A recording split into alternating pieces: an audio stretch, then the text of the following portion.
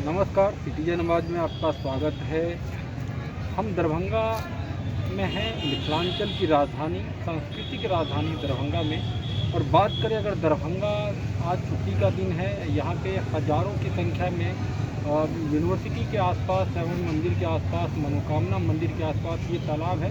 यहाँ से लगभग 10, 20, 50 मीटर की दूरी पे जो दार्शनिक स्थल, धार्मिक स्थल है, माँ श्यामा माई का मंदिर है, जो पूरी तरीके से विश्व विख्यात है। और यहाँ पे मनोकामना बजरंगबली का, हनुमान जी का मंदिर है, जो यहाँ पे मनोकामना सिद्ध करने को लेकर यहाँ पे जो भी भक्त आते हैं, कहीं न कहीं जो विकास को लेकर अगर बात करें, दरभंगा के विकास को लेकर, तो कहीं न कहीं जो यूनिवर्सिटी और राज किला, जो दिल्ली किला जैसे दिख रहा है, लाल किले जैसे दिख रहा है, कहीं न कहीं उसको लेकर अगर बात करने की ज़रूरत है, तो ये एक ऐसा जगह हो सकता था। अगर राजनीतिक रूप से या सामाजिक रूप से अगर दरभंगा को लेकर बात होती, दरभंगा के विकास, सांस्कृतिक और यहाँ की जो पर्यटन विकास को लेकर अगर बात होती, तो कहीं न कहीं ये एक बड़ा नाम होता पूरे बिहार में, पूरे देश में। लेकिन पूरी तरीके से इसका दोहन हुआ।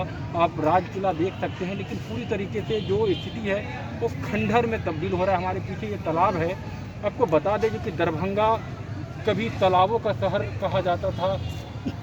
यहाँ पे हजारों की संख्या में तालाब हुआ करते थे। लेकिन आज क्या स्थिति है, तालाबों का अतिक्रमण किया गया। यहाँ पे आपको दर्जनों में तालाब सिमट के रह गया। यहाँ पे जो जलस्तर था वो 2019 में देखा गया, जो कि एकदम निचले स्तर पे जलस्तर चला गया था। क्या यहाँ जिस तरह से अतिक्रमण राजनीतिक रसूख ठेकेदारों के द्वारा जिस तरह से हुआ, पूरी तरीके से दरभंगा जो एक सांस्कृतिक और पर्यटनिक स्थल होना था, वो पूरी तरीके से इस जगह का दोहन हुआ। जिस तरह से ऐतिहासिक रूप से इसको जो जगह, जो इमारत मिला था राजा के द्वारा, लेकिन क्या स्थिति है, किस तरह से जो यहाँ पे भू माफिया है उसके द्वारा इसका दोहन हुआ। यहाँ पे लोग आते तो हैं, हमारे साथ जो लोग उपस्थित हैं ये समस्तीपुर से आए हैं यहाँ पे, क्योंकि आज 25 तारीख है, 25 दिसंबर है, क्रिसमस का दिन है, लेकिन बड़ा दिन भी कहा जाता है आज यहाँ इनको 25 दिसंबर को। लेकिन यहाँ पूरी तरीके से लोग घूमने को लेकर आते हैं। ये समस्तीपुर से आए हैं यहाँ पे घूमने को लेकर। सरकार गवर्नमेंटल एम्प्लॉई हैं, पोस्ट ऑफिस में है। लेकिन क्या स्थिति है दरभंगा का, क्या स्थिति है शहर का, यहाँ घूमने के लिए आए हैं, इनसे भी जानेंगे क्योंकि इन्होंने क्या क्या देखा यहाँ पे, क्या स्थिति था, कि क्या यहाँ पे इनको कोई पर्यटन को लेकर किसी तरीके का सरकार जो है पर्यटन स्थल को लेकर किसी तरीके का कोई बात दिखा, क्या है। पहले आपका स्वागत है, बताइए, नाम बताइए।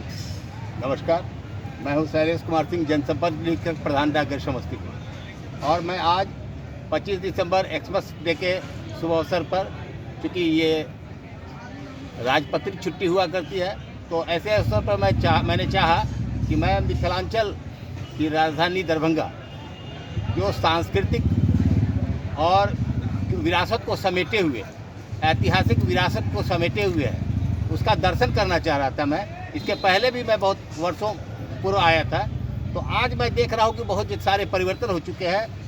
ये मैं समझ रहा हूँ कि दरभंगा अब उपेक्षा का शिकार होता जा रहा है। ये जो राज किला परिसर है, कभी ये सांस्कृतिक ऐतिहासिक धरोहर जो है वो नष्ट होता जा रहा है। जगह जगह गंदगी है, और मैं समझता हूँ कि ये पान, मखान और मछली, ये तीनों के नाम से प्रसिद्ध जो ये सांस्कृतिक एरिया होता था, तो वो आज की तारीख में तालाबों का भी अतिक्रमण हुआ, गंदगी फैली हुई है सर्वत्र, और विकास नहीं है कुछ। वो कुछ ऐसा नहीं दिख रहा है, साफ़ सफाई भी नहीं दिख रहा है। पान के मामले में भी जो है दरभंगा पिछड़ता जा रहा है। अब ज़्यादातर यह पान खाने वाले जो शौकीन लोग हैं, वो बंगला पान जो मीठा पत्ता होता है वो खा रहे हैं। और जहाँ तक मखान की बात है, मखान के लिए सरकार के द्वारा भी प्रयास किए जा रहे हैं, और यहाँ मखाना अनुसंधान केंद्र भी खुला है। ऐसे सरकार अगर थोड़ा ध्यान दे तो इसको पर्यटन, देश के चुनिंदा पर्यटक स्थलों में जो है इसकी गिनती हो सकती है। इसके लिए पहल करने की ज़रूरत है सरकारी स्तर पर, और सामाजिक स्तर पर भी हमारे यहाँ के निवासियों को ये पहल करनी होगी, ताकि ये स्वच्छ रहे, सुंदर रहे, साफ रहे। और देश के तमाम चुनिंदा पुराने किलों में से दरभंगा महाराज का किला हुआ करता था। अब चूँकि 1970 के आसपास दरभंगा भारत ने जो है यूनिवर्सिटी को दान दे दी, मिथिला यूनिवर्सिटी हुई, संस्कृत यूनिवर्सिटी हुआ, नरगौना पहले जो था, बेला पहले जो था वो पीटीसी को हस्तांतरित किया, पोस्टल ट्रेनिंग सेंटर। ये मैं समझूँ कि मैं उत्तर भारत के, पूरब और उत्तर भारत के तमाम राज्यों के प्रशिक्षणार्थी यही ट्रेनिंग लेते हैं पोस्टल ट्रेनिंग सेंटर दरभंगा में।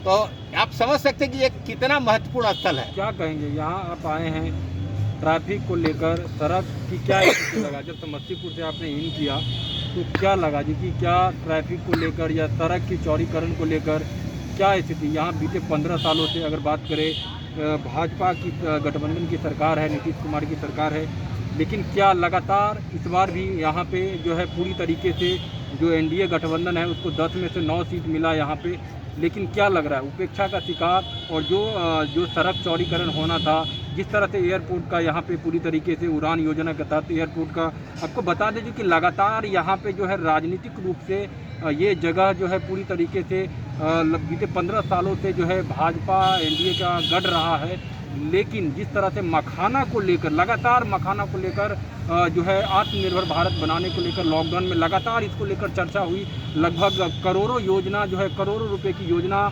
मखाना को लेकर, लेकिन बगल में ही यहाँ से लगभग 200 मीटर की दूरी पे मखाना अनुसंधान केंद्र है। जहाँ पे आप पहुँचेंगे तो आपको पता चलेगा जी कि मखाना को लेकर वहाँ पे उसके लैब की व्यवस्था अगर बात करें तो एक लैब की व्यवस्था नहीं है। बीते 15 सालों से मखाना अनुसंधान केंद्र है, लेकिन लैब की व्यवस्था नहीं है, वहाँ पे कोई इक्विपमेंट नहीं है। अब जाएंगे तो वहाँ पे सिर्फ स्टाफ दिखेंगे, कोई इक्विपमेंट नहीं, कोई कार्य नहीं, पूरी तरीके से 125 एकड़ में फैला हुआ है। लेकिन स्थिति जो है पूरी तरीके से दयनीय है। बात करें राजनीतिक रूप से तो लगातार अगर दरभंगा नगर की बात करें तो यहाँ के विधायक लगातार भाजपा से जो संजय सरावगी हैं लगातार जीतते आ रहे हैं, बहुमतों से जीतते आ रहे हैं, लेकिन जो यहाँ विकास उनको करना था, सांस्कृतिक रूप से इसे विकास करना था, वो नहीं हो पाया। कहीं ना कहीं वो एक बड़ा सवाल बन के रह गया। इस बार भी चुनाव हुआ, चुनाव में उन्होंने जीत दर्ज किया, लेकिन ये सवाल अभी भी बना है। ट्रैफिक की समस्या आपको बता दें कि लगातार दरभंगा में, चूँकि आज छुट्टी का दिन है तो ट्रैफिक की रस जो है वो थोड़ा सा कम होगा, लेकिन अगर आप मंडे टू फ्राइडे के बीच में सफ़र करते हैं दरभंगा के अंतर्गत तो आप देखेंगे जो कि ये ट्रैफिक की समस्या है वो इतनी व्याप्त ट्रैफिक है। हमारी डीएसपी से बात हुई बिरजू पासवान जी से, तो उन्होंने लगातार इस बात को जिक्र किया जी कि कहीं ना कहीं जो है नगर निगम के द्वारा, जो आयुक्त के द्वारा जो नगर निगम का कचरा है वो सड़क पे ही रहता है। नगर निगम की तरफ से जो डिवाइडर बनाना था वो बना नहीं, जिससे ट्रैफिक की समस्या लगातार बड़ी समस्या। और एयरपोर्ट आ गया, एयरपोर्ट आने के बाद जो है एयरपोर्ट की लेकर ज़्यादा ट्रैफिक और बढ़ रहा है, क्योंकि ये एक ऐसा एयरपोर्ट बनने जा रहा है जो कि बिहार का दूसरा सबसे बड़ा एयरपोर्ट और सबसे तेज़ी से उभरता हुआ एयरपोर्ट। लेकिन जो स्थिति है ट्रैफिक को लेकर, कहीं ना कहीं यहाँ के स्थानीय लोगों के द्वारा या फिर राजनीतिक रसूखों के द्वारा या ठेकेदारों के द्वारा या दलालों के द्वारा पूरी तरीके से अतिक्रमण किया जा रहा है, दोहन किया जा रहा है। ये लगातार देखने को मिल रहा है, आप कहीं भी देख सकते हैं। बात करें डीएमसीएच को लेकर, एम्स बनने जा रहा है। कल यहाँ पे स्वास्थ्य मंत्री भी आए थे, जो राज्य स्वास्थ्य मंत्री हैं चौबे जी, वो आए थे, लेकिन एम्स बनाने से पहले डीएमसीएच को ठीक करने की ज़रूरत है। अब डीएमसीएच अगर आज पहुँचते हैं तो आप देखेंगे जो स्थिति है डीएमसीएच की वो दयनीय है। वहाँ पे जो है पूरी तरीके से स्थिति को दयनीय, और जो सरकारी पद पे जो वहाँ पे डॉक्टर हैं वो अपने क्लिनिक चला रहे हैं, लगातार अपने क्लिनिक में उपस्थिति उनकी रहती है, वहाँ पे हज़ारों की संख्या में मरीज रहते हैं, लेकिन डीएमसीएच में आप पहुँचेंगे तो डॉक्टर की उपस्थिति नहीं होती है। ये लगातार सवाल है, ये सवाल है जिससे कोई भी जो सत्ता में बैठे हैं वो सवाल से भाग नहीं सकते, दरभंगा के विकास से भाग नहीं सकते हैं।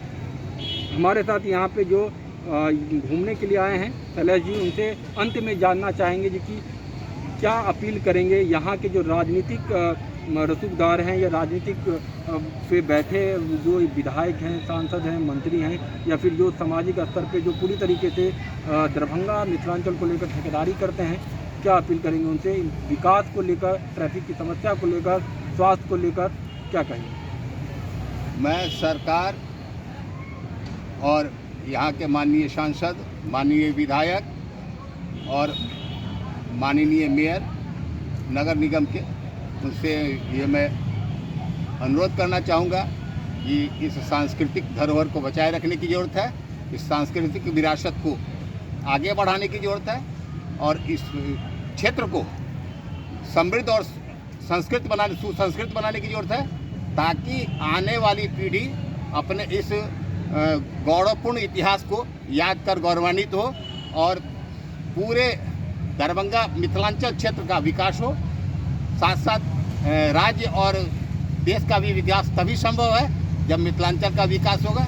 और राजनेताओं से फिर मैं ये अनुरोध करना चाहूँगा कि आम जन समस्याओं को ध्यान में रखते हुए और इसके विकास के लिए जो है अग्रसर हो। इन्हीं शुभकामनाओं के साथ बड़ी बात थी। चलिए बहुत बहुत धन्यवाद। तो लगातार ये दरभंगा से आप हमारे साथ कवरेज देख रहे थे जिसमें हम यहाँ के विकास, यहाँ डेवलपमेंट को लेकर बात कर रहे थे। तो लगातार सिटीजन आवाज़ के साथ जनहित, समाज हित, राष्ट्रहित मुद्दे को लेकर बने रहिए और अपने आसपास साफ सफाई जरूर रखें। धन्यवाद।